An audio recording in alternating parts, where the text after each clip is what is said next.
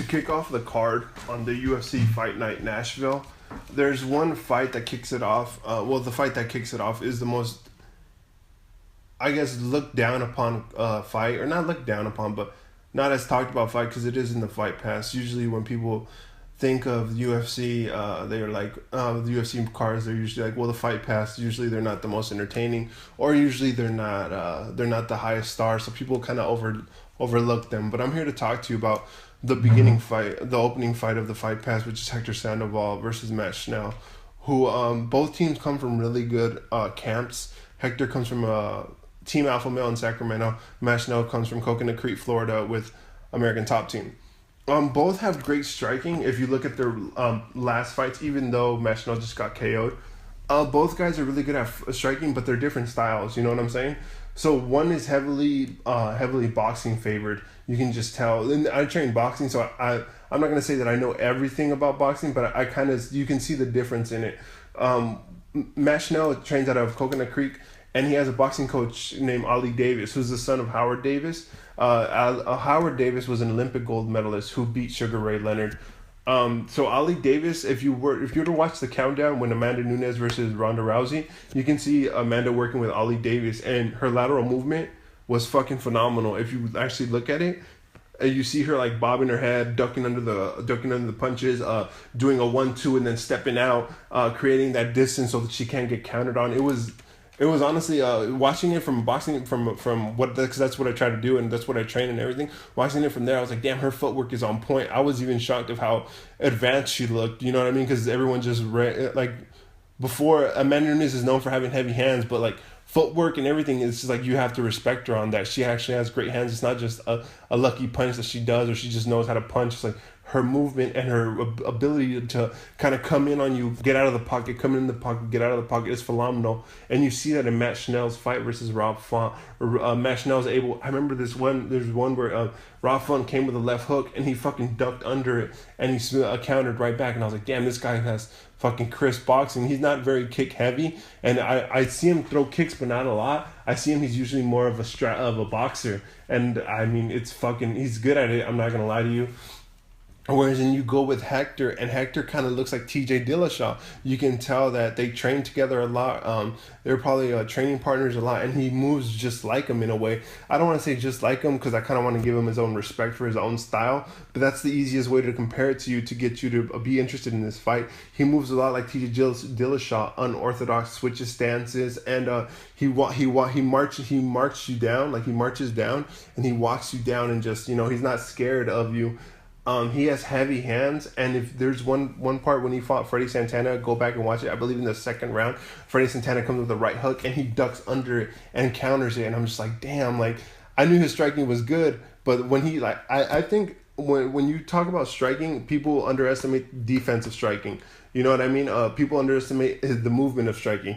And when you see Hector, like when Matt Schnell, when they duck under their punches, when they slip the jab, when they fucking when they lateral move, when they get outside the pocket, when they get inside the pocket, their movement back and forth is fucking beautiful, and that's what TJ Dillashaw is great at. So you can tell Hector trained with TJ Dillashaw and was under Dwayne Ludwig. So their striking, while it's different, they're both really good. Hector throws more kicks and finishes combos with kicks sometimes. So. It's really it's like more Muay Thai based, where you have a traditional boxer based, and their striking, just hands wise, is fucking great. The one thing where I see Matt Schnell beats him in hands is his speed, and his footwork is a lot faster. Hector has heavier hands, and but Hector also has a greater chin. He takes shots better than Matt Schnell, obviously, because Matt Schnell just got I believe he got KO'd. So. That's my opinion on striking. Both good strikers, both come from good coaches, and both train at good camps. Where I see Hector having an edge is the wrestling part, since he's been wrestling since he was young. He's a really good wrestler, and he just beat an Olympic wrestler in Freddie Santana, who's I think is Venezuelan or Colombian. He represented that national team in the Olympics. He's a really good defender. One thing that I do see on the ground though is I see Matt Schnell having a better outcome if it goes to the ground. So I don't think Hector wants to take it there, because Hector just got submitted by Wilson Hayes, who is a black belt in Brazilian Jiu-Jitsu, but Matt Schnell is a purple belt. And one thing that a lot of people that don't know Matt Schnell and don't watch The Ultimate Fighter, is that there was a black belt jiu-jitsu guy in the Ultimate Fighter house when Matt Schnell was there, and it was Matt Rizzo, who was a black belt BJJ, and Matt Rizzo got submitted by Matt Schnell. So based off past opponents, Matt Schnell submitted a black belt. Hector Sandavol got submitted by a black belt. So I give Matt Schnell the advantage on that part. If you break it down, just the whole fight in general, I see Hector winning. He's a lot older. I think he's like 3-4 years older. Matt Schnell's 25. He's 31. He's a lot older. He's been training under a solid camp. And I just think he has a chin and he can knock someone out. And we just saw Matt Schnell get knocked out. And usually when you get knocked out and you come back to a fight, they're more cautious about getting knocked out. And Hector, I don't believe he's... Let me look it up really quick. Let me pause the video to give you the right stats. Because I believe he's never been knocked out before. Hold on a second. Okay, so Hector has been knocked out. So I think it's... in 2014, so it's been a while since he's been knocked out. But if you look at Matt Schnell's wins, 2 of his wins were KOs out of the 9 he has, and 5 were submissions. So he's more submission based. He has good striking, but the way he finishes fights are submission.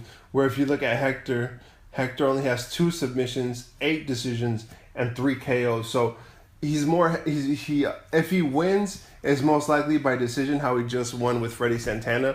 But I just see, if you look at the fight with Freddie Santana, he controlled the whole fight. And Matt Schnell, I don't know, man. He's just really skinny to me.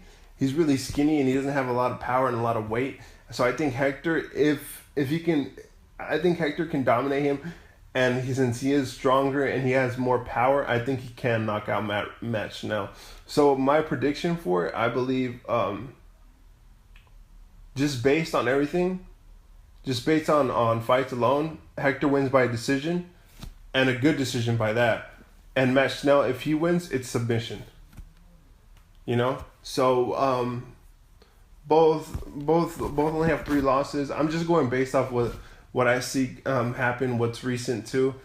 I think if Hector doesn't win by decision, it's for sure a KO, and I believe KO by the 2nd round. If he doesn't get a KO by the 2nd round, it's over. He's gonna win by decision. So the KO is gone, because I don't think he'll KO him in the 3rd round.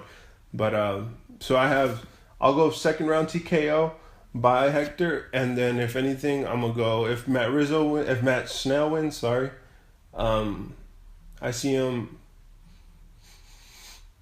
submission by on the 3rd round when Hector's gassed. I see Matt Schnell pulling off a submission, or he can catch him early in the 1st round.